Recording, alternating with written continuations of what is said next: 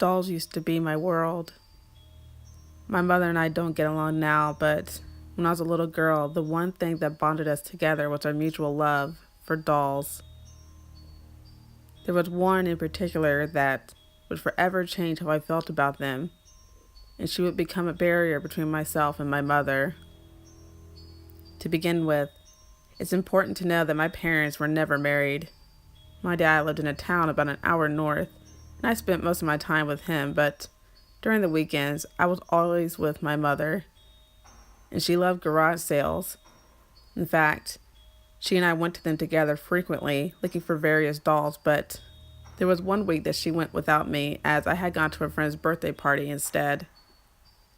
But when I came home, a beautiful porcelain doll was sitting on my dresser. She had black hair, black eyes, and beautiful brown skin, covered in a bright red dress and black shoes.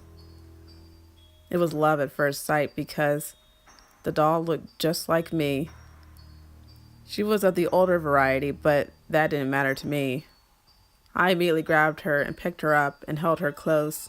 My mom told me to take good care of her, or else. Those were literally the words she said to me, though she used her motherly tone, so I didn't think too much of it at the time. The first night was okay. In fact, the entire weekend was. But my mom started acting funny. I wanted to take the doll home with me to show my dad and play with her some more, but my mom refused to let me. She became particularly angry with me and said that Tara was not to be removed from the house. I hadn't given the doll that name, but that's what she called her when she got upset, so I'll refer to the doll as Tara from now on. Anyway, I was a hard-headed child, and I tried to take Tara with me anyway, thinking my mom wouldn't notice. I was wrong. As I got in my dad's car to leave, my mother came storming out of the house and snatched my backpack. She removed Tara and began yelling at me about stealing from her house. My dad immediately got out of the car and started defending me and calling my mom ridiculous for screaming at me like that over something so small. They continued arguing outside for a couple minutes before my dad snatched the doll from my mother. He told her that since she gave her to me, that I can take the doll wherever and whenever I wanted to. I remember my mom slapping the car window, demanding my dad open the door as he pulled out of her driveway with me in the back seat and Tara in the front. That's when things really started to get crazy. During the week, I noticed that Tara kept ending up places that I didn't leave her. I always kept my dolls in my room, and I decided I wanted Tara to have a special place directly on my bed. However, whenever I went to my room during the day, Tara wasn't there. One time, I found her in the bathroom and another time in my dad's room. After that, she was constantly sitting next to the front door. My dad kept telling me to stop leaving my toys all over the house and angrily threw her in his room and locked his door, telling me that if I can't keep up with my toys, then I won't have them. Later that day, I was sitting in my room playing with my other dolls when I heard a yell followed by a series of loud thuds. I ran out of my room and saw my dad at the bottom of the stairs groaning on his side. He looked like he had fallen. He sat up and reached over to his left side and pulled Tara out from under him.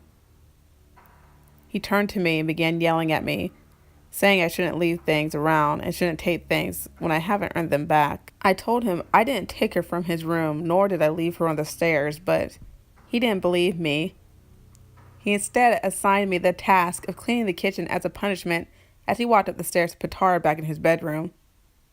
He was still yelling at me as he walked towards his room and turned the handle, but it didn't move.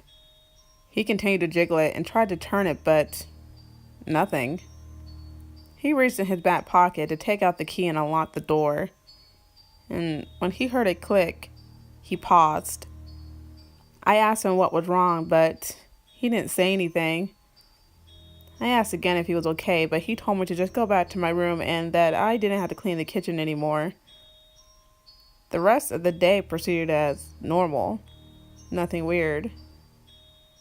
But later that night, as I was sleeping in my bed, I woke up again to some more thuds Now, the layout of our house has me directly across from his bedroom, so anything he does in there, I can hear. Unfortunately, our house has very thin walls, so you don't really get too much privacy. It first started out as a few thuds and knocking noises against the walls, but then I could hear some vibrations coming from the floor. I got really scared. I was so young at the time that I still believed in monsters. I wasn't exactly sure of my age, but I know I was scared enough to still want to run to my dad's room and sleep in the bed with him. I knocked on his door, but he didn't answer. But as I had my palms against the walls, waiting for him to answer the door, I could feel the walls to his room vibrating. I stepped back for a moment and put my hands on the walls next to my room, but felt nothing. I knocked on the door some more, but he still didn't answer. I began to get scared, but then he came through and yelled at me to go back to bed. I protested a little bit, but he sounded angry the second time he told me to go back to sleep, so I did just that. The next day was the day I was supposed to go see my mother. I got up and went downstairs to go get some cereal. But before I even walked down the stairs, I could see sitting in front of the door was Tara. I began to get a little freaked out at this point. See, Tara had spent the night in my dad's room, and he was still asleep and his door was still locked. That's when I remember the day before when he had tripped over her on the stairs. He walked up the stairs to go open his door, but the handle still didn't move, and he had to use the key to unlock the door. So, how did Tara get out? I didn't go downstairs. I just went back to my room and waited for my dad to wake up. And when he did, he looked a complete mess. He told me to get dressed and pack my things so that we're going directly to my mother's house, and that I was to take the doll with me. I did exactly as he asked, but as I walked past his room to get back into mine, I saw the state of it. His covers were all over the floor, and all of his drawers were open. And I looked him in the eye, and he looked like he hadn't slept all night. This was completely unusual, as my dad worked odd hours and needed all the sleep he could get during the week. That, and he was a complete neat freak. He still is. He can't stand when anything's out of order, so for his room to be that torn up just made no sense. I grabbed Tara, and we left from my mom's house. When I got there, my mother immediately asked where Tara was before she even said anything to me. My dad reached into the front seat and handed her to my mother. She hugged Tara really close to her and then told me to get out of the car. Now, everything seemed to be normal from then on, but something about that doll had always given me the creeps since then. I'm 22 years old now, and my mother and I have had a strained relationship ever since Tara came into the picture.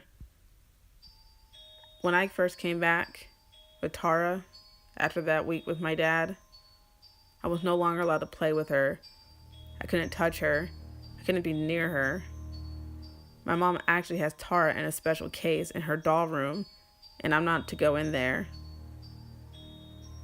Now, I'm not sure what's going on with this doll, and I don't know what happened to my dad either. He still won't talk about it to this day. But he just said to never bring that doll back in his house ever again.